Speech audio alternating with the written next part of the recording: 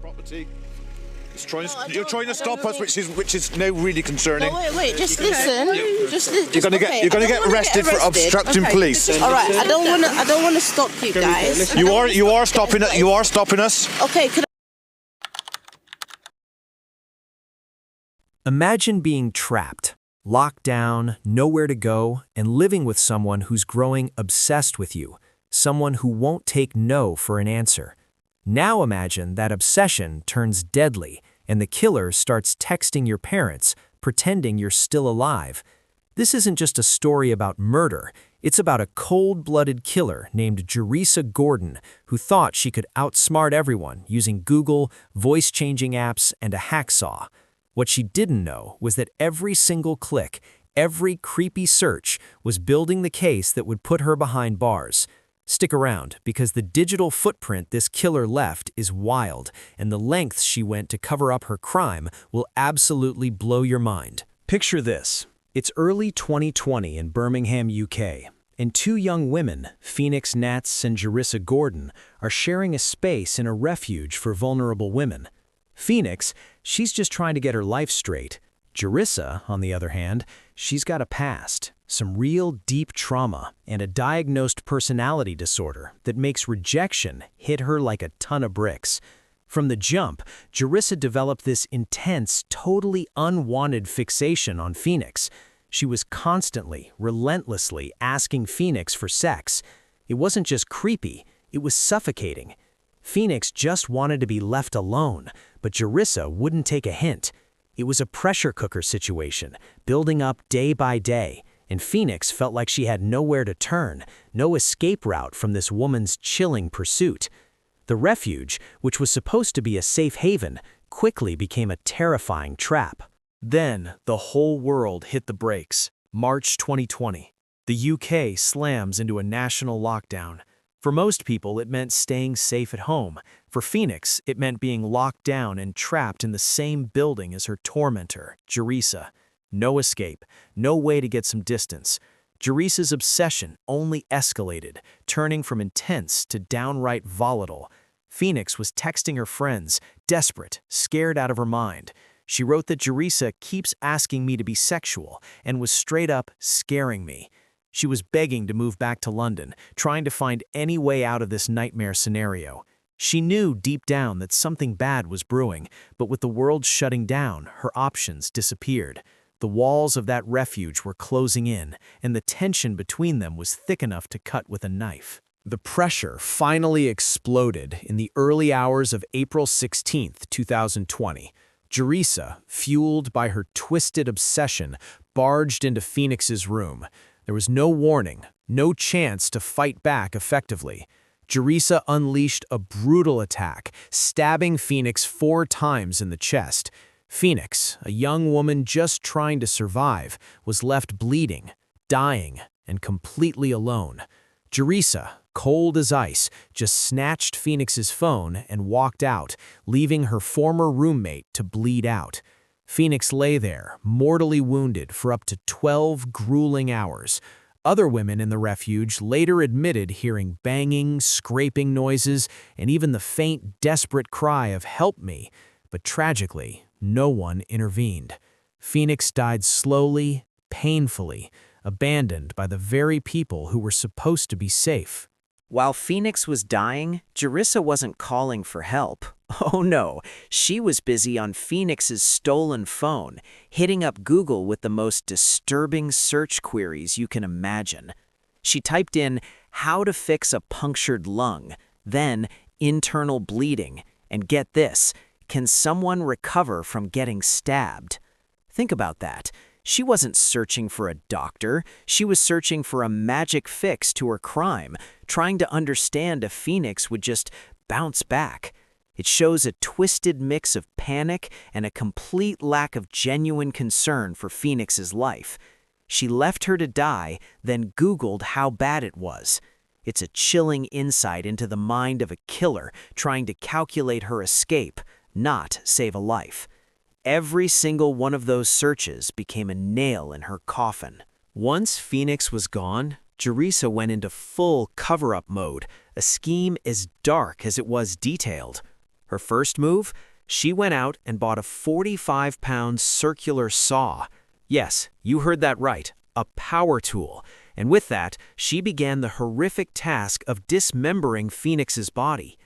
After that gruesome act, she stripped Phoenix's room bare. We're talking mattress, bed frame, even ripped up the carpet, all to erase any trace of the murder.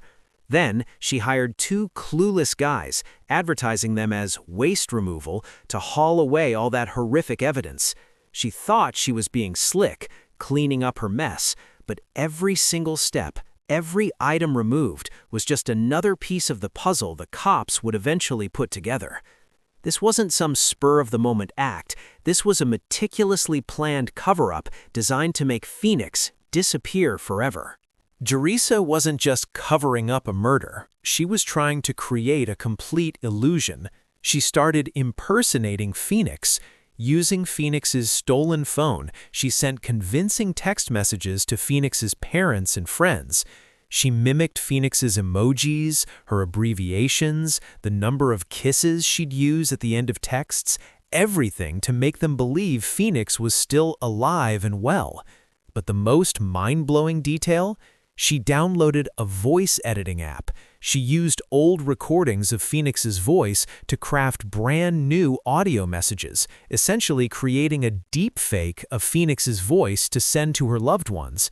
She was literally keeping her alive online, buying herself time while she planned the final disposal.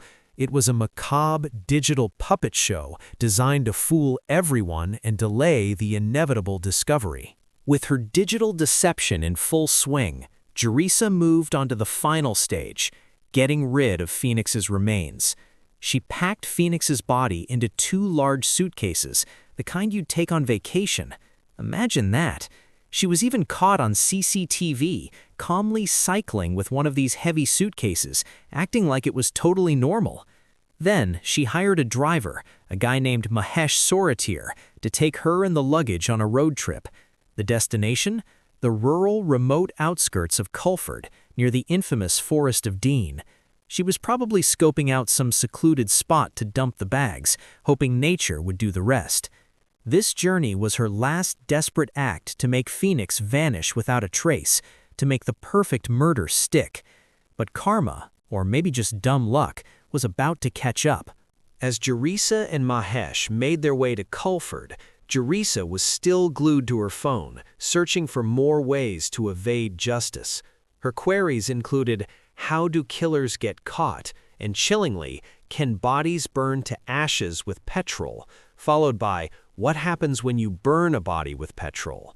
She was refining her disposal strategy, trying to find the ultimate way to make Phoenix disappear.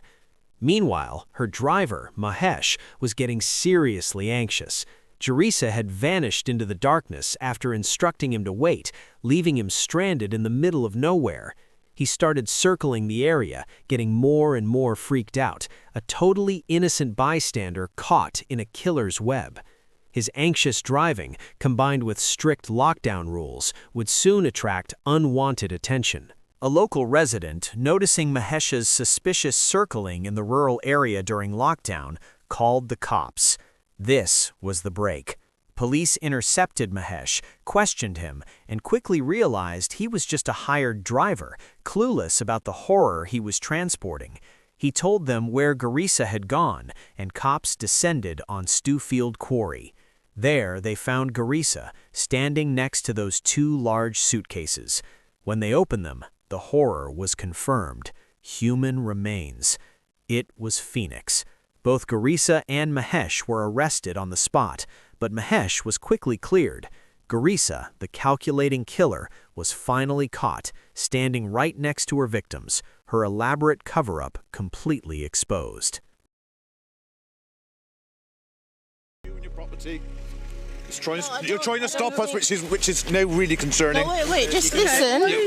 You're gonna get arrested for obstructing police. All right, I don't wanna stop you guys. You are stopping it. You are stopping us. Okay, could I just explain, because as I said before, like I I've had. Step away, I've had- please. I've had issues with that before. Step away, please. Just stand there. Okay.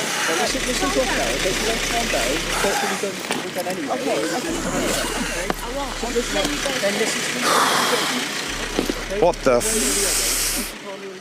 is that? That's a person.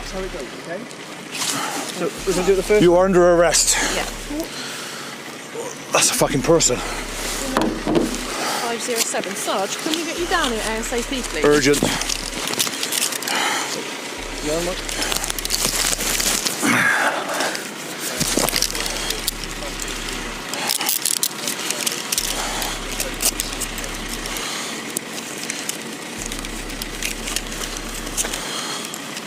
Gareeca's trial kicked off in April 2021. The prosecution laid out a mountain of evidence: her chilling Google searches, the text messages, the voice notes, the surveillance footage, and the hacksaw with Phoenix's blood found in Gareeca's room. It was an open and shut case. The judge didn't pull any punches, calling Gareeca a very dangerous woman, and the crime callous, calculating, and evil. Gareeca Gordon was sentenced to life in prison with a minimum term of 23 years and 6 months. For Phoenix's parents, Mark and Saskia, it was a small measure of justice for their beloved daughter, whose young life was cruelly taken by obsession and deception.